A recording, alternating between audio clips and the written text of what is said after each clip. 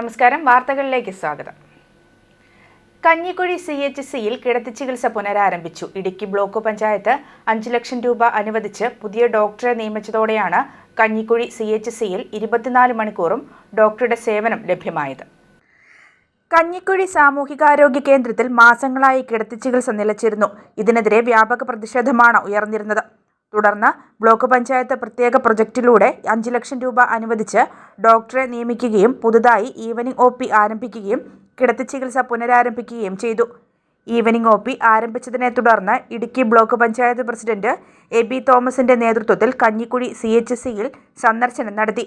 കഞ്ഞിക്കുഴി സാമൂഹിക ആരോഗ്യ കേന്ദ്രത്തിലേക്ക് ആവശ്യമുള്ള ജീവനക്കാരെ നിയമിക്കാൻ വേണ്ട നടപടികൾ സ്വീകരിക്കുമെന്നും ബ്ലോക്ക് പഞ്ചായത്ത് പ്രസിഡന്റ് പറഞ്ഞു. കഞ്ഞിക്കുഴി CHCയിൽ കിടത്തി ചികിത്സയും അതുപോലെ തന്നെ IP സേവനവും ലഭ്യമല്ല എന്നുള്ള ആളുകളുടെ പരാതിയുടെ അടിസ്ഥാനത്തിൽ അതിന് കാരണമായ ഡോക്ടർമാരുടെ അഭാവം ഇടുക്കി ബ്ലോക്ക് പഞ്ചായത്ത് പുതിയ പ്രോജക്റ്റ് വെച്ച് 7-ാം തീയതി ഡോക്ടർമാരുടെ ഇൻ്റർവ്യൂ നടത്തുകയും അതിൽ നിന്ന് ഡോക്ടറെ സെലക്ട് ചെയ്യുകയും 14-ാം തീയതി കൂടിയ അടിയന്തര കമ്മിറ്റിയിൽ ഡോക്ടറുടെ നിയമനവും നടത്തി ഇവിടുത്തെ പ്രശ്നങ്ങൾക്ക് ശാശ്വതമായ പരിഹാരം ഉണ്ടാക്കിയിരിക്കുകയാണ്. ഇടുക്കി ബ്ലോക്ക് പഞ്ചായത്തിൻ്റെ ഫണ്ടിൽ നിന്നും 5 ലക്ഷം രൂപയുടെ ഒരു പ്രോജക്റ്റ് വച്ച ആണ് ഈ ഡോക്ടർമാർക്ക് ശമ്പളവും അതുപോലെയുള്ള സൗകര്യങ്ങളും ചെയ്തു കൊടുക്കാനുള്ള തീരുമാനം എടുത്തിരിക്കുന്നത്. ഇനി ഇവിടുത്തെ ആളുകളെ സംബന്ധിച്ചിടത്തോളം ബ്ലോക്ക് പഞ്ചായത്ത് മുൻ പ്രസിഡന്റ് ആൻസി തോമസ്, ബ്ലോക്ക് മെമ്പർമാരായ ബിനോയ് വർക്കി, സാന്ദ്രമോൾ ജിന്നി, ജോബി ചാലിൽ എന്നിവരും ആശുപത്രിയിൽ സന്ദർശനം നടത്തി. News bureau, Idukki. KPSTA സംസ്ഥാന സമിതി ആഹ്വാനപ്രകാരം മെഡിസെപ്പിലെ അപാകതകൾ പരിഹരിക്കണമെന്ന് ആവശ്യപ്പെട്ട് പാലാ വിദ്യാഭ്യാസ ജില്ല നടത്തിയ സായാഹ്ന ധർണ വിദ്യാഭ്യാസ ജില്ലാ ഓഫീസിന് മുൻപിൽ DCC Kottayam vice president advocate Biju Punnathanam ഉദ്ഘാടനം ചെയ്തു.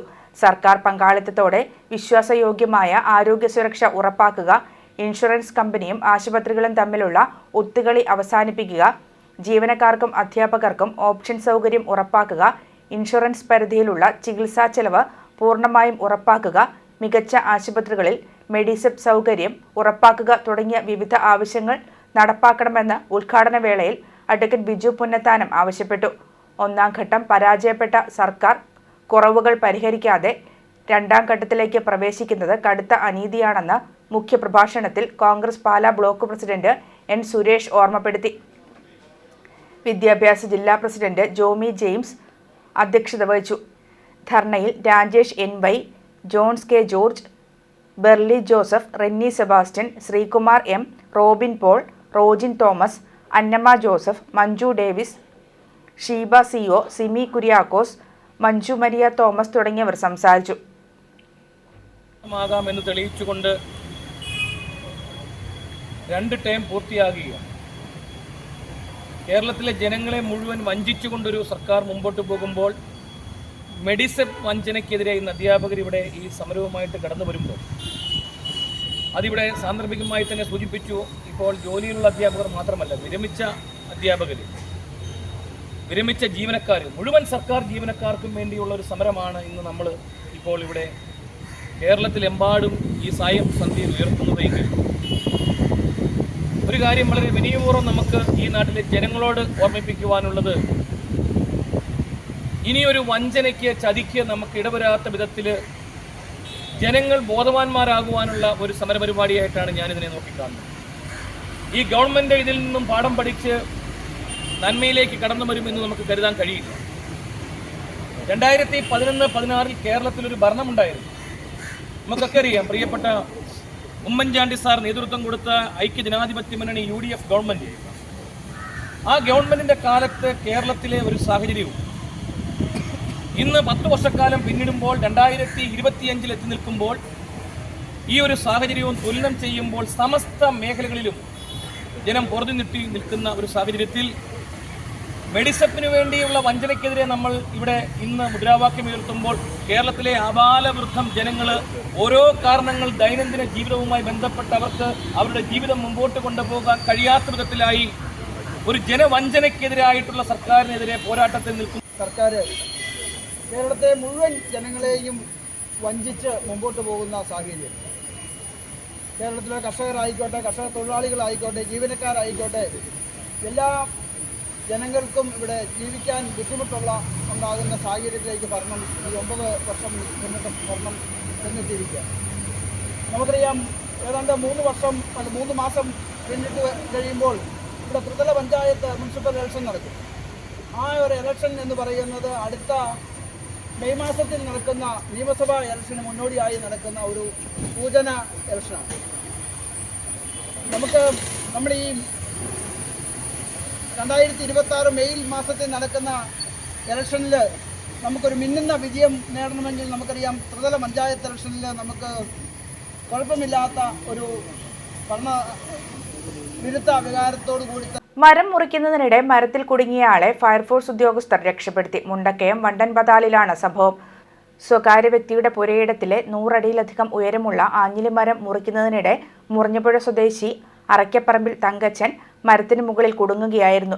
ദേഹാസ്വാസ്ഥ്യം അനുഭവപ്പെട്ട തങ്കച്ചൻ മരത്തിന് മുകളിൽ കയർ കെട്ടി സുരക്ഷ ഉറപ്പാക്കി നിൽക്കുകയായിരുന്നു. പലതവണ മരത്തിൽ നിന്നും താഴെയിറങ്ങാൻ ശ്രമിച്ചെങ്കിലും നടന്നില്ല. തുടർന്ന് നാട്ടുകാർ കാഞ്ഞിരപ്പള്ളി ഫയർഫോഴ്സിൽ വിവരമറിയിക്കുകയായിരുന്നു. ഫയർഫോഴ്സ് ജീവനക്കാർ സ്ഥലത്തെത്തി 1.5 മണിക്കൂർ നീണ്ട പരിശ്രമത്തിനൊടുവിൽ അതിസാഹസികമായിട്ടാണ് തങ്കച്ചനെ താഴെയിറക്കിയത്. തുടർന്ന് ഇയാളെ സമീപത്തെ സ്വകാര്യ ആശുപത്രിയിൽ പ്രവേശിപ്പിച്ചു.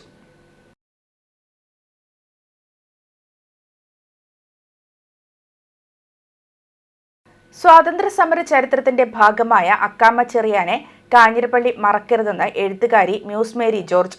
സഹൃദയ വായനശാല പുതിയ കെട്ടിടത്തിന്റെ ഉദ്ഘാടനത്തോടനുബന്ധിച്ച് നടത്തിയ സാംസ്കാരിക സമ്മേളനം ഉദ്ഘാടനം ചെയ്ത് പ്രസംഗിക്കുകയായിരുന്നു Muse Mary. Panchayat president KR Thankappan അധ്യക്ഷത വഹിച്ചു. സഹൃദയ വായനശാല സ്ഥാപകൻ KJ തോമസ് കരിപ്പാപ്പറമ്പിൽ, മുൻ MLA KT തോമസ്, സ്വാതന്ത്ര്യസമര സേനാനി Akkamma Cherian, DC Kizhakkemuri Jose T Elavunkal, MC Jayakrishnan, Peter Anakkallu എന്നിവർക്കുള്ള ആദരവ് കുടുംബാംഗങ്ങൾക്ക് chief whip doctor N Jayaraj സമർപ്പിച്ചു. പഞ്ചായത്ത് അംഗം VN രാജേഷ് സഹൃദയ വായനശാല ചരിത്രാവതരണം നടത്തി. Tony Karippapparayil, Babychan Erthayil, Shameem Ahmed, P G Raj, panchayat അംഗങ്ങളായ ജോ വാളാന്തറ, മഞ്ജു മാത്യു തുടങ്ങിയവർ പ്രസംഗിച്ചു. ചില തിരിച്ചറിവുകൾ ഇല്ലാതെ പോകുന്നു. ഇന്നിപ്പോൾ ഇവിടെ ഒരു കൾച്ചറൽ ഈവനിങ് ആണ്. നമുക്ക് ചിലപ്പോൾ നമ്മുടെ നാട്ടിൽ എവിടെയോ ഒരു ചെറിയ ഗതിരോധം സംഭവിച്ചിട്ടുണ്ട്. അത് വായനയുടെയും സാമൂഹ്യമായിട്ടുള്ള കൂടിയിരിപ്പുകളുടെയും ഒരു നഷ്ടം ഇവിടെ ഉണ്ടാകുന്നുണ്ട്. അപ്പോൾ നമുക്ക് കാഞ്ഞിരപ്പള്ളിക്ക് ഒരു സാംസ്കാരിക സായാഹ്നം എങ്ങനെയാണ് അപരിചിതമാവുക? അതിനകത്ത് ഇത്തരം പോപ്പുലർ സിനിമ, എനിക്കൊന്ന് കോഴിക്കോടൻ എന്ന് പറയുന്ന ഫിലിം ക്രിറ്റിക്ക് 1960കളിൽ വന്ന സിനിമയുടെ പേര് ഞാൻ മറന്നുപോയി. അതിനകത്ത് കാഞ്ഞിരപ്പള്ളി ഗവൺമെൻറ് ആശുപത്രിയെക്കുറിച്ച് പറയുന്ന ഭാഗം ഉണ്ടെന്നാണ് ഞാൻ മനസ്സിലാക്കിയിരിക്കുന്നത്. അപ്പം അന്നേ കാഞ്ഞിരപ്പള്ളി തോട്ടം ഇരകൾ എന്ന് പറഞ്ഞ KG ജോർജിൻ്റെ സിനിമയിൽ കാഞ്ഞിരപ്പള്ളി എന്ന് പേരെടുത്ത് പറയുന്നില്ലെങ്കിലും കാഞ്ഞിരപ്പള്ളിയുടെ ഒരു പ്ലാന്റർ വീടകത്തിനെയാണ് അതൊരു ദൃശ്യവൽക്കരിക്കാൻ ശ്രമിക്കുന്നതെന്ന് തോന്നിയിട്ടുണ്ട്. സത്യത്തിൽ ഞാൻ നിയമസഭയിൽ പറയാറുണ്ട്, സാംസ്കാരിക വകുപ്പിന് കൊടുക്കുന്ന പണം ഇവർക്കൊക്കെ കിട്ടുന്ന പൈസ വളരെ കുറവാണ്, വളരെ ലിമിറ്റഡ് എമൗണ്ടാണ്. നമ്മുടെ ബഡ്ജറ്റിൻ്റെ വളരെ തുച്ഛമായൊരു എമൗണ്ട് മാത്രമാണ്. തമിഴ്നാട് ഗവൺമെൻറ് 500 കോടി രൂപയാണ് ബഡ്ജറ്റിൽ സാംസ്കാരിക വകുപ്പിന് മാറ്റി വെച്ചിരിക്കുന്നത്, സിനിമ ഉൾപ്പെടെയുള്ള മേഖല. കേരളത്തിലത് പക്ഷേ അത് ഇത്രയില്ല. സാംസ്കാരിക വകുപ്പിനെ പലപ്പോഴും വളരെ പ്രധാനപ്പെട്ട ഒരു മേഖലയിലേക്ക് മാറ്റാനായിട്ട് നമ്മൾ കഴിഞ്ഞ കാലാകാലങ്ങളായി തുടരുന്ന രീതി, ഇന്നലെയല്ല. അത് വളരെ പ്രധാനപ്പെട്ട ഒരു വിഷയമാണ്. സാംസ്കാരിക പ്രവർത്തനങ്ങളും ഒരു സാധ്യതകളെ കുറേ കൂടി വളർത്തിയെടുത്തെങ്കിൽ മാത്രമേ നേരത്തെ പറഞ്ഞ ജാതിയുടെയും മതത്തിൻ്റെയൊക്കെ കെട്ടുകളിൽ നിന്നൊക്കെ മാറിയെടുക്കാനുള്ള പ്രവർത്തനങ്ങൾ നടക്കത്തുള്ളൂ. സത്യത്തിൽ ഈ വായനശാലകളൊക്കെ യഥാർത്ഥത്തിൽ അതിനുള്ള ഒരിടങ്ങളായി മാറുകയാണ്. കാരണം ഇന്ന് പൊതു ഇടങ്ങൾ നഷ്ടപ്പെട്ടു. എല്ലാവർക്കും അവരുടേതായ ഇടങ്ങളും ഒക്കെ ആയിട്ട് മാറുമ്പോൾ പൊതുവിടങ്ങൾ സൃഷ്ടിക്കുക എന്നുള്ളത് വർത്തമാനകാലത്തിൻ്റെ ഏറ്റവും പ്രധാനപ്പെട്ട ഒരു ലക്ഷ്യം കൂടിയാണ്. വാർത്തകൾ കഴിഞ്ഞു. നമസ്കാരം.